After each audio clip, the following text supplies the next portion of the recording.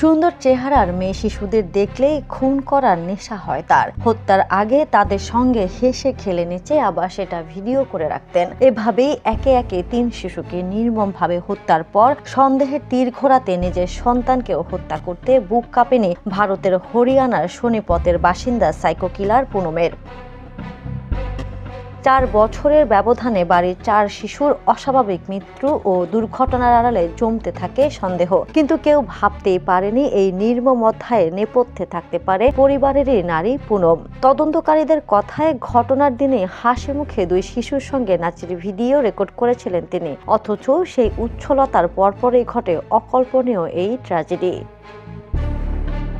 Police জানায় 2021 সালেই প্রথম হত্যা চেষ্টা চালায় পুনম। তখন মাত্র 2 বছরের বৃদ্ধির মুখে ফুটন্ত চা ঢেলে দেয়। ঘটনাটি দুর্ঘটনা বলে মেনে নেওয়ায় বেঁচে যায় সে সময়ের সত্য। তবে সোমবারের ঘটনায় আর রক্ষা হয়নি 6 বছরের সেই বৃদ্ধির। পানি ভর্তি বালতিতে মাথা চুবিয়ে নির্মমভাবে হত্যা করে তাকে। এর আগেই পানির ট্যাঙ্কে ডুবিয়ে খুন করা হয় 9 বছরের ইশিকাকে, পরে নিজের ছেলে শুভমকে এবং আরও এক শিশুকন্যা জিয়াকে।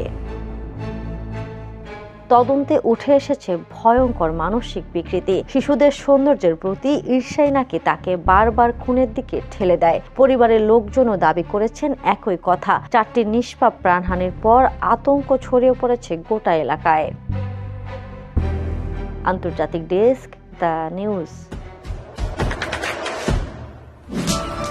দেশে দেশে সবার সাথে দ্য নিউজ।